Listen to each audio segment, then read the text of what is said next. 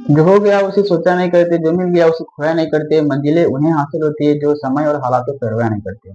स्वागत है आपका देहाती मैथ वाले यूट्यूब चैनल पे। मैं आपका साथी प्रिंस कुमार आप लोगों के लिए क्लास 12 मैथ के डीवीआई चैप्टर के बारे में डिस्कशन करने वाले हैं, क्योंकि आगामी 2026 में जो पूछा जाएगा। तो चलिए चलते हैं स्क्रीन पर, चलिए चलते हैं बोर्ड पर। पहले का आपका चैप्टर बनता है जो कि इंपॉर्टेंट है, डीवीआई जो चैप्टर है उसके बारे में हम केवल डिस्कशन करने वाले हैं। ठीक है, पहला आपका मैट्रिक्स और क्या है डिटर्मिनेंट से, उससे आपका 18 से 12 नंबर का क्वेश्चन बनता है, 18 से 12 नंबर का क्वेश्चन बनता है। ठीक है, उसका आता है इनवर्स ट्रिग्नोमेट्रिक फंक्शन, जिसे हम शॉर्ट में बोलते हैं आईटीएफ बोलते हैं। क्या बोलते हैं? आईटीएफ बोलते हैं। इससे जो क्वेश्चन बनता है आपका कितना बनता है? 17 से 18 नंबर का बनता है, क्योंकि यह बहुत अच्छा और वीवीआई चैप्टर है। उसके आता है डिफरेंशिएशन, ये सबका बाप है। इससे जो क्वेश्चन बनता है आपका 30 नंबर का क्वेश्चन बनता है। कितना बनता है? 30 नंबर का क्वेश्चन बनता है, बहुत ही जबरदस्त। उसके बाद में आपका आता है इंटीग्रेशन, उससे बनता है समाकलन से जो बनता है क्वेश्चन, समाकलन से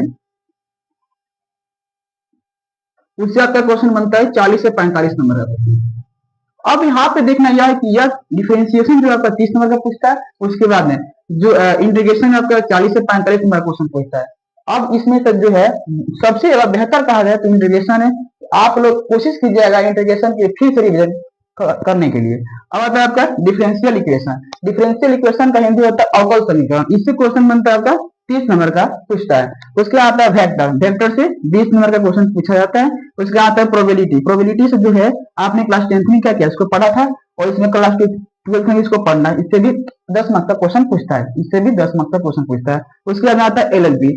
एलएलपी जो होता है आपका एक समीकरण देगा, आपको इक्वेशन देगा और समीकरण के माध्यम से कहेगा इससे क्या कीजिए आप आलेख खींचिए। जो क्लास 12th में 5 मार्क्स का मतलब पूछता है।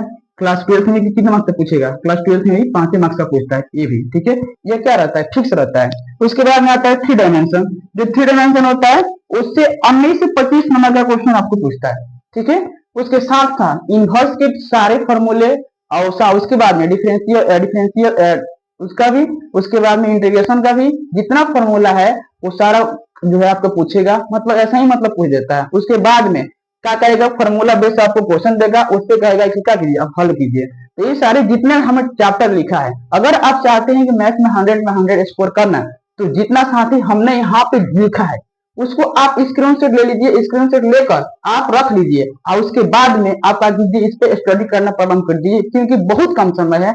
याद रखिएगा यही समय जो है आपका रिजल्ट तय करता है। कि अगर आप इस वक्त मेहनत नहीं कर रहे हैं, इस वक्त आप पढ़ाई नहीं करेंगे, तो याद रखिएगा आपको किसी न किसी दिन फिर से मेहनत करना पड़ेगा। वो जो मेहनत होगा आपका बेहतर नहीं पाएगा। यही समय है, आप मेहनत कीजिए, आप मेहनत करके बेहतर स्कोर कीजिए। जिन्होंने आपको ऐसा बोला था कि तुमसे नहीं हो पाएगा, उनको एक दिन दिखाना है, उतना करके दिखाना है। धीरे रहे हम लोग के साथ। जो आपका यूट्यूब चैनल पे आ रहा है, यूट्यूब चैनल है जिसका नाम है देहाती मैथ वाला। ठीक है, इस पे जुड़े रहिए, आपको हर अपडेट की जानकारी हम देंगे और वादा करते हैं कि आपको 100 में 100 दिलाने की मेरी गारंटी है। क्योंकि हम नहीं कह रहे हैं, लेकिन एक दिन आपको एक दिन मैथ में 100 आएगा। विश्वास रखिए और हमसे जुड़े रहिए। ठीक है, धन्यवाद।